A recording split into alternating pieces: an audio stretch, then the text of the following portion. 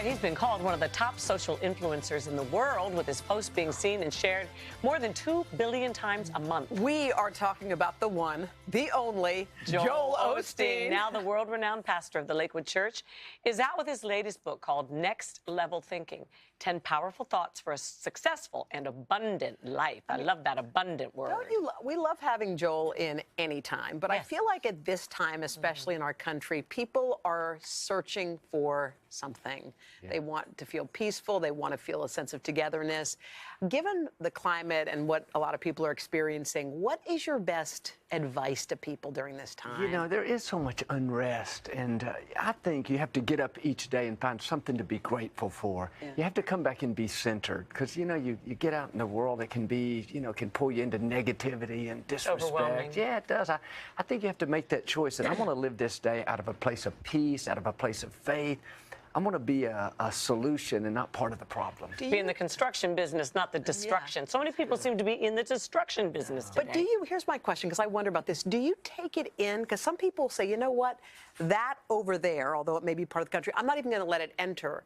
But then you're not participating. Yeah. So I feel like some people are straddling that line. Yeah, I think everybody's different. You got your lane, but I take it in, and I like to know what's going on in the world. Yeah. But I can't listen to it so long that if you take negativity in so long. So I like to find out what's going on in the world, and then, you know, do my part, but then live out of a place of peace and out of a place of faith and trust, knowing that God's in control. And, you know, even when it feels like things are out of control, you know, you got to believe He's still directing our steps. Mm-hmm. You talk so much about the positive thinking that is so a healthy ways too. It's so good for you.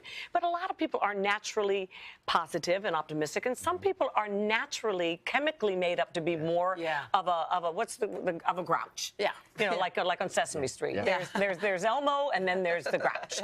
You know, so what do you do about what's chemically your authentic self? Yeah, I think you know, you're exactly right. My personality, I've been smiling since I was a little baby. It was gas. But you know what? I know people that are naturally negative, but I do think you can change. They may not be laughing like you guys all the time, but I think you can. I meet them all the time. Joel, I was negative. I hated my life. I hated going to work. And now I enjoy things. I see things from a different perspective.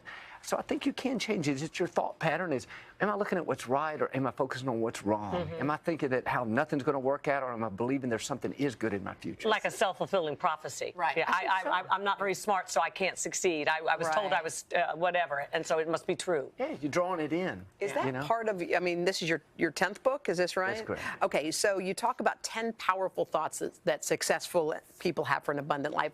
Break down a few of those. Well, one of them I like, it's just the odds are for you. I think a lot of times people go through the life saying, you know, I'd be fine if I had your life, or if I was raised differently, if I was able to get into that college. The what ifs. Yeah, if you don't realize, hey, you have everything you need to fulfill your destiny. Nothing is a surprise to God. Right. You got to take the hand you've been dealt and make the most of it. And I'm not saying people don't have hard times, because some of them, it does seem unfair. But if you live out of a victim mentality, it's going to pull you down. You're going to remain a victim. Yeah, you got to say, man, I am fully loaded. I have what I need. Yeah, I can grow. I can develop my talents, but not that I'm too short. I'm not the right nationality. I don't come from the right family. So is Kevin Hart. He's 5'4". Look at him. Doing better than all of us. Number one at the box office. Number one at the box office. Yeah.